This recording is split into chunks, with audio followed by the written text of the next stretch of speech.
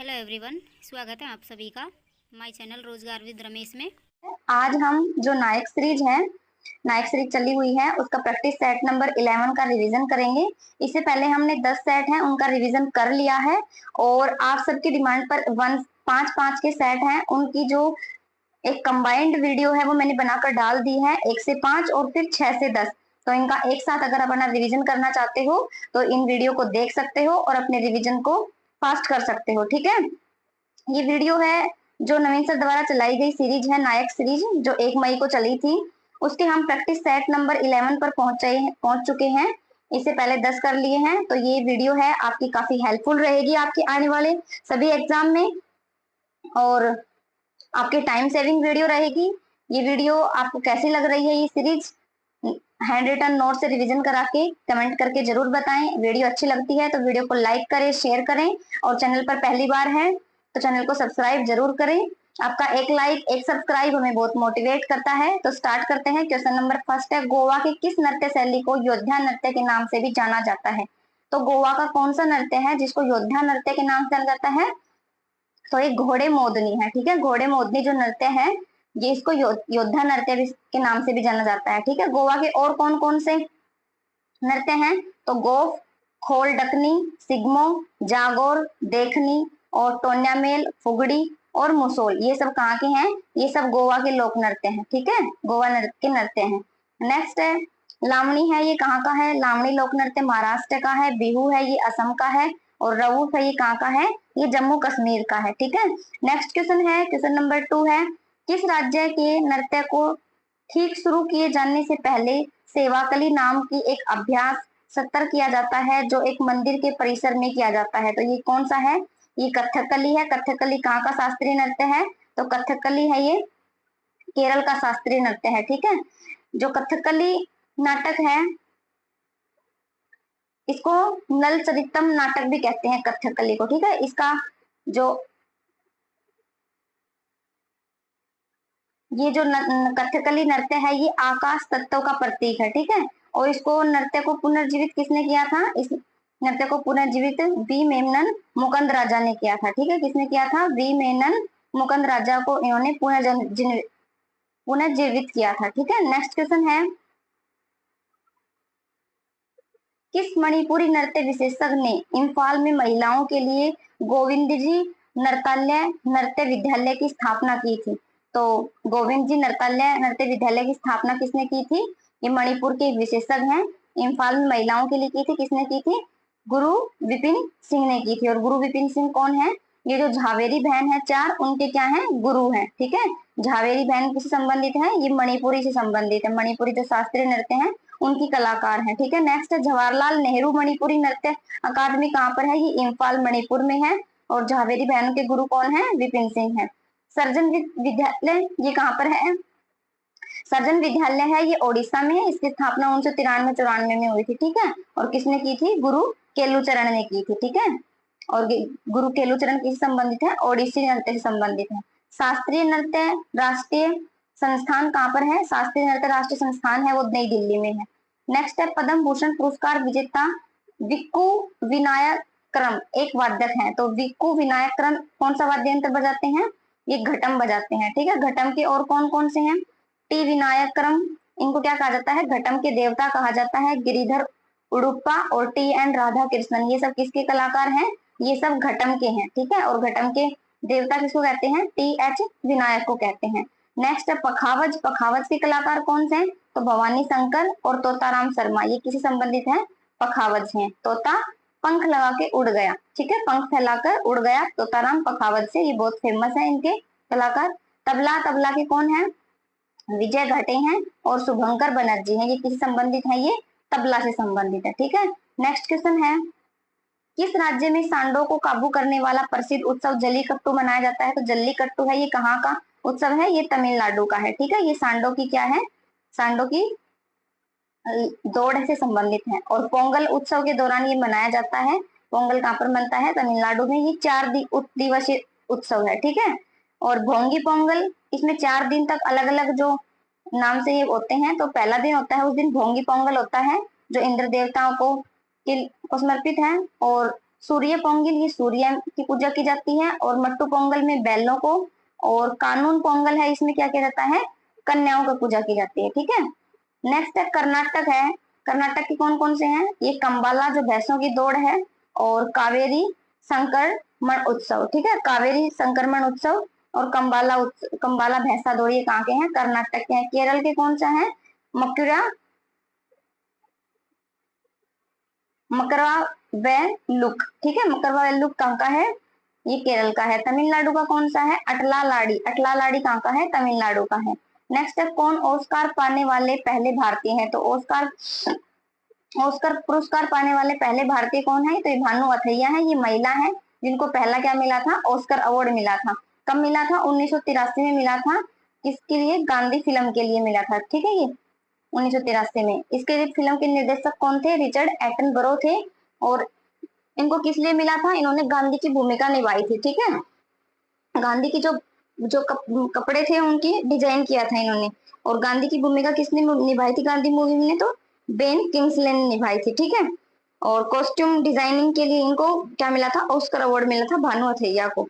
कस्तूरबा गांधी की जो कस्तूरबा गांधी है इसकी भूमिका किसने निभाई थी, तो रोहिणी हट्टनगड़ी ने कस्तूरबा गांधी की भूमिका निभाई थी। ठीक है, और पंडित नेहरू की किसने निभाई थी, नेहरू की भूमिका रोहन सेठ ने निभाई थी। रोहन सेठ ने किसकी भूमिका निभाई थी, ये पंडित नेहरू ने।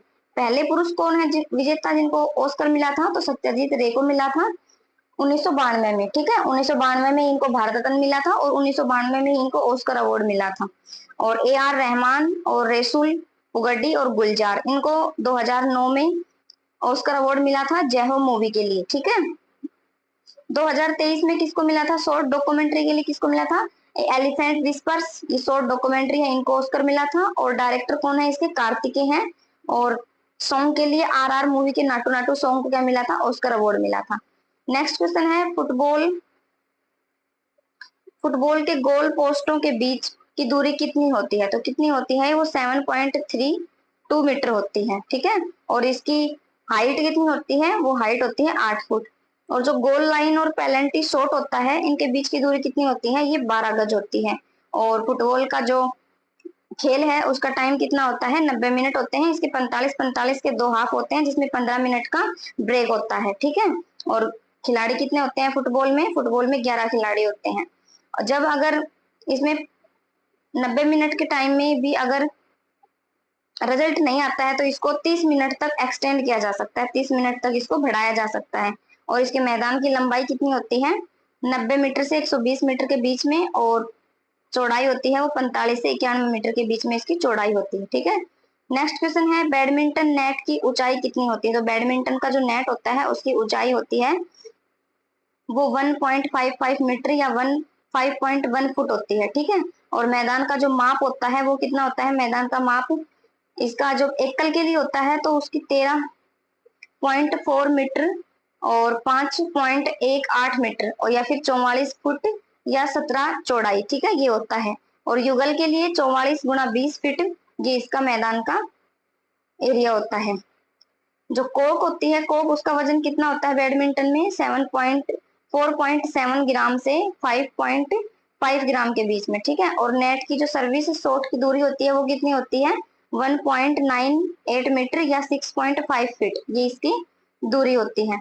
नेक्स्ट क्वेश्चन है कौन दी बुद्ध हिज धम्म पुस्तक के लेखक हैं, जो 1957 के लेखक की मृत्यु के बाद प्रकाशित हुई थी। तो कौन है इसके लेखक, दी बुद्ध हिज धम्म पुस्तक ये किसकी है, ये डॉक्टर भीमराव अंबेडकर की है, जो 1957 के लेखक की मृत्यु के बाद प्रकाशित हुई थी। ठीक है, और इन सुभाष चंद्र बोस की कौन सी बुक है, इंडियन स्ट्रगल और एन इंडियन पिलग्रिम ये किसकी है, सुभाष चंद्र बोस की है। और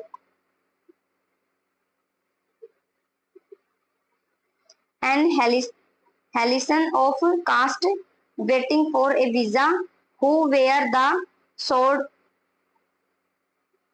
शॉर्टेज द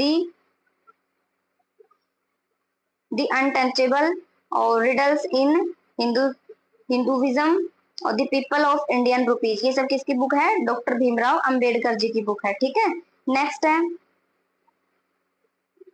क्वेश्चन है किसी नागरिक को साहित्य, विज्ञान और कला और सामाजिक सेवाओं में उनकी उत्कृष्टता के आधार पर राज्यसभा के लिए सदस्यों को कौन नामित करता है? तो राष्ट्रपति करता है। राष्ट्रपति राज्यसभा में 12 सदस्यों को मनोनीत करता है और 2 लोकसभा में, जिनको अब हटा दिया गया है 104वें संविधान संशोधन द्वारा। ठीक है, राज्यसभा में मैक्सिमम कितनी सीट है? 250 सीट है, जिसमें से 12 सदस्यों को नामित किया जाता है साहित्य के लिए, विज्ञान के और सामाजिक कार्यकर्ता, खेल भावनाओं के लिए ये 12 सदस्यों को नामित किया जाता है राष्ट्रपति द्वारा। ठीक है, राज्यसभा है वो कौन सी आर्टिकल में है? आर्टिकल 80 में है। ये एक स्थायी सदन है जिसके प्रत्येक 2 वर्ष में 1/3 सदस्य सेवानिवृत्त होते रहते हैं, रिटायरमेंट होते रहते हैं। लोकसभा कौन से आर्टिकल में है? आर्टिकल 81 में है। इसको निम्न स्तर कहा जाता है और इसको भंग किया जा सकता है। राज्यसभा को कभी भी भंग नहीं किया जा सकता और लोकसभा को राष्ट्रपति की सलाह पर भंग किया जा सकता है। राज्यसभा का जो प्रमुख होता है वो कौन होता है? राज्यसभा का प्रमुख होता है उपराष्ट्रपति, और ये इसका सभापति होता है। इसका कार्यकाल कितना होता है? 6 वर्ष होता है। ठीक है, राज्यसभा का जो कार्यकाल नहीं होता, राज्यसभा के जो सदस्य होते हैं उनका कार्यकाल होता है 6 वर्ष। ठीक है, और इनके सदस्यों का 6 वर्ष कार्यकाल होता है, बता दिया। नेक्स्ट क्वेश्चन है, भारत के उपराष्ट्रपति के बारे में कौन सा कथन गलत है? वो बताना था। तो उपराष्ट्रपति के बारे में गलत कथन बताना था। राज्यसभा और लोकसभा द्वारा पारित प्रस्तावों से राष्ट्रपति के अनुमोदन से पद पर हटाया जा सकता है। तो उपराष्ट्रपति को राज्यसभा या लोकसभा द्वारा पारित प्रस्ताव से राष्ट्रपति की अनुमोदन से पद से हटाया जा सकता है। इसको ऐसे हटाया नहीं जा सकता, महाभियोग प्रक्रिया द्वारा इसको हटाया जाता है। ठीक है, उपराष्ट्रपति के चुनाव में कौन कौन भाग लेते हैं? तो राज्यसभा के और लोकसभा के नामित और निर्वाचित दोनों सदस्य इसमें भाग लेते हैं। और राष्ट्रपति की में कौन लेते हैं? राष्ट्रपति की में नामित जो सदस्य होते हैं वो भाग नहीं लेते। ठीक है, और इसमें विधानसभा के सदस्य होते हैं वो भी उपराष्ट्रपति की वोटिंग में भाग नहीं लेते, और राष्ट्रपति की जो वोटिंग होती है उसमें विधानसभा के सदस्य भाग लेते हैं, और यूटी के जो जहां पर विधानसभा है वो भी भाग लेते हैं। ठीक है, नेक्स्ट क्वेश्चन है, कौन भारत के तीसरे उपराष्ट्रपति थे? तो वीवी गिरी हैं भारत के तीसरे उपराष्ट्रपति थे। पहले कौन थे? सर्वपल्ली राधाकृष्णन थे, दूसरे जाकिर हुसैन थे, तीसरे वीवी गिरी थे, और चौथे नंबर के गोपाल स्वरूप पाठक थे, और 5वें नंबर के बीडी जत्ती थे। ठीक है, और वर्तमान में कौन है? वर्तमान में जगदीप धनखड़ है जो 14वें नंबर के भारत के उपराष्ट्रपति हैं। नेक्स्ट क्वेश्चन है, अगले उपराष्ट्रपति का चुनाव निर्वातमान उपराष्ट्रपति के पद की अवधि की समाप्ति के लिए कितने दिन के लिए भीतर होना चाहिए? तो 60 दिन के भीतर राष्ट्रपति का चुनाव हो जाना चाहिए। नेक्स्ट है, भारतीय डाकघर संशोधन विधेयक जो 1986 के लिए किस भारतीय राष्ट्रपति ने पॉकेट विटो का इस्तेमाल किया था? तो किसने किया था? ज्ञानी जैल सिंह ने किया था। इसको ना तो सभी अस्वीकार किया गया था और ना ही इन्हें पुनः विचार के लिए भेजा गया था। इनको लंबे समय के लिए इस पर वीटो पावर का प्रयोग किया गया था। जो ज्ञानी जैल सिंह है ये पहले सिख राष्ट्रपति बने थे। इनका टाइम पीरियड 1982 से 87 के बीच में रहा था, और इन्हीं के समय में 3 घटनाएं हुई थी। ब्लू स्टार जो कब हुई थी? 1984 में हुई थी, ऑपरेशन ब्लू स्टार, और इंदिरा गांधी की हत्या 1984 में इन्हीं के समय पर हुई थी, और जो सिखों के जो दंगे हुए थे दिल्ली में 1984 में वो भी इन्हीं के समय पे हुए थे। नेक्स्ट है, समाहर्ता नामक अधिकारी का क्या कार्य है? तो कर निर्धारण करना समाहर्ता अधिकारी का कार्य है। और शुल्क अध्यक्ष कौन होता है? जो शाही आयोग का प्रहरी होता है उसको शुल्क अध्यक्ष कहा जाते हैं। और लक्षमा अध्यक्ष सिक्कों का जो अधिकारी होता है उसको कहा जाता है रज्जु कक्ष। ये भूमि माप का जो होता है अधिकारी उसको कहा जाता है। और पन्नाध्यक्ष ये वाणिज्य विभाग का जो अध्यक्ष होता है उनको कहा जाता है। युक्ता जो राजस्व का जो विभाग का अधिकारी होता है उसको युक्ता कहा जाता है। ठीक है, नेक्स्ट है, मौर्य सम्राट चंद्रगुप्त ने किसे पराजित किया था? तो किसे किया था? सेल्यूकस निकेटर को पराजित किया था। और इंडिका जो बुक है वो किसने लिखी थी? मेगास्थनीज ने लिखी थी। और मौर्य के दरबार के बारे में बताया गया है। इंडिका जो बुक है उसमें चंद्रगुप्त मौर्य है उसके मौर्य साम्राज्य के बारे में इसमें बताया गया है। सिकंदर का जो थल सेनापति था वो कौन था? सिकंदर का थल सेनापति था सेल्यूकस निकेटर था। और जल सेनापति कौन था सिकंदर का? वो निर्याकस था। ठीक है, सिकंदर का गुरु कौन था? अरस्तु था। अरस्तु ने कौन सी बुक लिखी थी? पॉलिटिक्स लिखी थी। और अरस्तु के गुरु कौन थे? अरस्तु के गुरु प्लेटो थे, उन्होंने रिपब्लिक बुक लिखी थी। और प्लेटो के गुरु कौन थे? वो सुकरात थे जिन्होंने कोई बुक नहीं लिखी थी। ठीक है, नेक्स्ट है, सिकंदर की जो प्रिय पुस्तक थी वो कौन सी थी? इलियड थी, जिसके लेखक कौन थे? होमर थे, ठीक है। और इनका प्रिय घोड़ा कौन सा था? इनका प्रिय घोड़ा था बहु केफला, ठीक है। बहु केफला इनका प्रिय घोड़ा था, जिसके इन्होंने बहुत सारे साम्राज्यों को जीता था, ठीक है। नेक्स्ट है मेगास्थनीज की जो पुस्तक इंडिका है वो भारतीय समाज के कितने वर्गों का उल्लेख करती है? मेगास्थनीज की जो बुक है इंडिका वो भारतीय समाज के 7 वर्गों का उल्लेख करती है, और वो 7 कौन कौन से हैं? वो है ब्राह्मण, दार्शनिक, किसान, कारीगर, सैनिक, पर्यवेक्षक, पार्षद या मूल्यांकन, किताब उल, ठीक है। ये 8-7 क्या है? इनको 7 वर्गों में इनको समाज को बांटा गया था, ठीक है। और किताब उल हिंद बुक किसने लिखी थी? ये अलबरूनी ने लिखी थी। और रेहला बुक किसने लिखी थी? ये इब्न बतूता ने लिखी थी, ठीक है, जो मोरक्को का रहने वाला था। और भारत का भूगोल किसने लिखी थी? ये टोलमी की बुक है, ठीक है। नेक्स्ट क्वेश्चन है कौटिल्य के अर्थशास्त्र के अनुसार मौर्य प्रशासन में घुड़सवार सेना के कमान अधिकारी को क्या कहते थे? तो उसको अश्वाध्यक्ष कहते थे, ठीक है। संस्कृत में जो घोड़ा होता है उसको क्या बोलते हैं? अश्व बोलते हैं। तो ये अश्व का अध्यक्ष यानी अश्वाध्यक्ष, ठीक है, इसको कहा जाता है। और रथ वाहिनी अधिकारी को क्या कहा जाता है? रथाध्यक्ष कहा जाता है। और हाथी है उसके अधिकारी को क्या कहा जाता है? हस्ताध्यक्ष, ठीक है। हस्ताध्यक्ष किसे कहा जाता है? हाथी के अधिकारी को। नेक्स्ट क्वेश्चन है जहाज अधिकारी है उसको प्रत्यक्ष अध्यक्ष, प्रमुख जो पुलिस होती है उसको दंडावासी कहा जाता है। और अनाज या खाद्य का जो प्रमुख होता है उसको क्या कहा जाता है? अन्नपाल कहा जाता है। और जो कारगर प्रमुख होते हैं कारीगर उनको प्रशस्ति कहा जाता है, प्रशस्ति। और मुख्य न्यायाधीश होता है उसको व्यय भारिक कहा जाता है, ठीक है। नेक्स्ट है यूनानियों द्वारा किस मौर्य शासक को अमित्र घात कहा है? तो अमित्र घात किसे कहा है? बिंदुसार को कहा है। इसको शत्रुओं का हत्यारा भी कहा जाता है, ठीक है। और एंड्रोकोटस या सेंड्रोकोटस ये किन समय में था? चंद्रगुप्त मौर्य में। हाइड्रोस हाइड्रोस्पीज का युद्ध कब हुआ था? तो हाइड्रोस्पीज का युद्ध 325 बीसी में हुआ था। इसको झेलम या वितिस्ता का युद्ध भी कहा जाता है क्योंकि ये झेलम नदी पर हुआ था। झेलम नदी का पूरा नाम विशेषता है। किस किस के बीच में हुआ था? ये सिकंदर और पोरस के बीच में हुआ था। और सिकंदर को भारत आने का जो आमंत्रण है वो किसने दिया था? सिंध का राजा आम्बिक ने इनको सिकंदर को भारत आने का आमंत्रण दिया था। नेक्स्ट नदियों और सहायक नदियों का कौन सा युग्म गलत है? तो इसमें चंबल है। चंबल की जो राप्ती है वो चंबल की सहायक नदी नहीं है। चंबल ये छिपरा बनास की सहायक नदी है, ठीक है। चंबल की सहायक नदी कौन कौन सी है? छिपरा, बनास और ये है। यमुना की सहायक नदी टोंस है, गोदावरी की मंजीरा है और सिंधु की क्या है? झेलम है, ठीक है। नेक्स्ट क्वेश्चन है चंबल पर जो बने बांध हैं वो कौन कौन से हैं? चंबल नदी पर बांध है गांधी सागर बांध, ये मध्य प्रदेश में है। कोटा बैराज ये राजस्थान में है। जवाहर सागर बांध कहाँ पर है? ये भी राजस्थान में है। प्रताप सागर बांध कहाँ पर है? ये भी राजस्थान में है, ठीक है।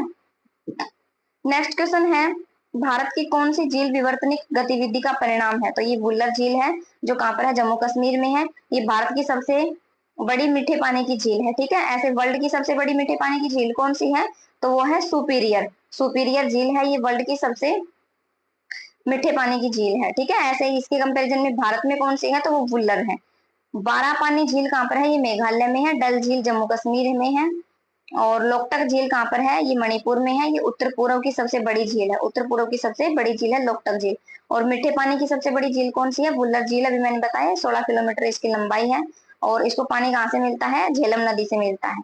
जम्मू कश्मीर की अन्य लेक कौन कौन सी है? डल, नागिन, मान, संबल, ये, ठीक है, ये जम्मू कश्मीर की लेक है।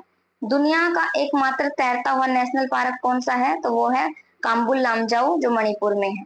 नेक्स्ट क्वेश्चन है तसोंगमो झील किस राज्य में स्थित है? जो एक हिमनद झील है। तो ये सिक्किम में है जो एक हिमनद झील है। और कौन कौन सी झील है? उमियम झील ये कहाँ पर है? ये मेघालय में है। लखोटा झील गुजरात में है। हरिके झील कहाँ पर है? पंजाब में है। लखोटा गुजरात में है। और उमियम झील कहाँ पर है? मेघालय में है, ठीक है।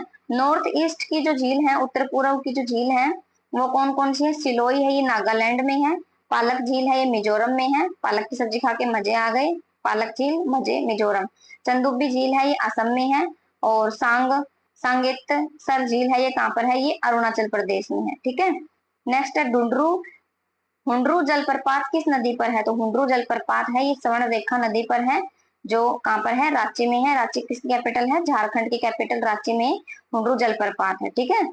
और नेक्स्ट है हीराकुंड बांध ओडिशा में किस शहर के पास है? तो जो हीराकुंड बांध है वो ओडिशा में है और कौन सी नदी पर है? महानदी पर है। ये किस शहर में है? तो ये संबलपुर शहर में है। ठीक है, संबलपुर शहर के नियर बाई है। भारत का सबसे लंबा बांध है, इसकी लंबाई कितनी है? 25.8 किलोमीटर इसकी लंबाई है और 2021 में इसको रामसर साइट में शामिल किया गया। ठीक है, और महानदी नदी पर है, अभी मैंने बताया। नेक्स्ट है कौन सा जलप्रपात गोवा राज्य में है? तो दूध सागर जो जलप्रपात है जो मांडवी नदी पर है, ये कहाँ पर है? गोवा में है। ठीक है, शिव समुद्रम जलप्रपात कहाँ पर है? ये कावेरी नदी पर है, कर्नाटक में। और गोवा है, यहाँ पर कौन सी भाषा बोली जाती है? तो कोंकणी बोली जाती है। और गोवा का क्षेत्रफल कितना है? 3702 किलोमीटर स्क्वायर इसका क्षेत्रफल है। और गोवा में कितने जिले हैं? राज्य होते हैं, उसमें जिले होते हैं, तो गोवा में सिर्फ 2 ही जिले हैं। ठीक है, ये क्वेश्चन पूछा गया है कि गोवा में कितने जिले हैं, तो गोवा में 2 जिले हैं। नेक्स्ट क्वेश्चन है दुधमा जलप्रपात। दुधमा जलप्रपात है, ये किस नदी पर है? ये मचकुंड नदी पर है, ओडिशा में है। गोकाक जलप्रपात ये घाट प्रभा नदी पर है, कर्नाटक में। और धुआंधार जलप्रपात नर्मदा नदी पर है, मध्य प्रदेश में। चित्रकूट जलप्रपात है, ये कहाँ पर है? ये इंद्रावती नदी पर है, छत्तीसगढ़ में। और इसको भारत का नियाग्रा कहा जाता है, नियाग्रा। ठीक है, नियाग्रा जलप्रपात है वो कहाँ पर है? नियाग्रा जलप्रपात है ये वेनेजुएला में है। ठीक है, नेक्स्ट क्वेश्चन है कपिल धारा जलप्रपात कहाँ पर है? तो कपिल धारा जलप्रपात है वो नर्मदा नदी पर है।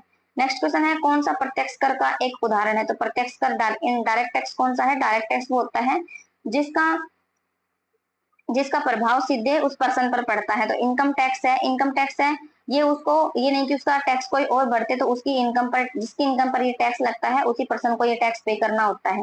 ठीक है, निगम कर, उपहार कर, संपत्ति कर, ये सब कैसे टैक्स हैं? डायरेक्ट टैक्स है। इनडायरेक्ट टैक्स कौन कौन से हैं? जीएसटी है, गुड्स एंड सर्विस टैक्स, सीमा शुल्क है, राजगामी संपत्ति है, ये कौन से हैं? ये अप्रत्यक्ष कर है। नेक्स्ट है राष्ट्रीय आय लेखांकन में जीवीए का अर्थ क्या है? यानी कि इसकी फुल फॉर्म पूछी गई है। तो ग्रोस वैल्यू एडेड, ये इसकी फुल फॉर्म है। और जीएवी को कैसे निकालते हैं? इसमें जीडीपी में उत्पादकों की सब्सिडी को ऐड किया जाता है और उत्पादकों पर जो कर दिया जाता है उसको लेस किया जाता है। तो ग्रोस वैल्यू एडेड ये इसकी निकल के आती है। ठीक है, और जीवीए को भारत सरकार ने कब अपनाया था? तो 2015 में भारत सरकार ने इसको अपनाया था। ठीक है, नेक्स्ट क्वेश्चन है एनवीए। एनवीए की फुल फॉर्म क्या है? नेट वैल्यू एडेड इसकी फुल फॉर्म है। और जीडीपी में जीडीपी एमपी की फुल फॉर्म क्या है? Gross domestic product at market price, ये इसकी फुल फॉर्म है। और जीडीपी एफसी की फुल फॉर्म क्या है? तो gross domestic product at factor cost, ये इसकी फुल फॉर्म है। नेक्स्ट क्वेश्चन है रिजर्व बैंक स्टाफ कॉलेज कहाँ स्थित है? तो रिजर्व बैंक स्टाफ कॉलेज है वो चेन्नई में स्थित है और इसकी स्थापना 3 जुलाई 1963 में हुई थी। ठीक है, आरबीआई है रिजर्व बैंक, इसकी स्थापना 1934 के एक्ट के तहत इसकी स्थापना 1 अप्रैल 1935 में हुई थी। किस आयोग पर? हिंटल आयोग, जो 1926 में इसकी सिफारिश पर इसकी स्थापना हुई थी। इसका हेडक्वार्टर जब स्थापना हुई 1935 में तब कोलकाता में था। 2 साल बाद इसका हेडक्वार्टर चेंज करके 1937 में कहाँ कर दिया गया? मुंबई में कर दिया गया। इसका लोगो क्या है? बाघ और ताड़ का पेड़ इसका लोगो है। बाघ है, इसमें पहले क्या था? शेर था। ठीक है, इसकी लागत कितनी थी? 5 करोड़ है।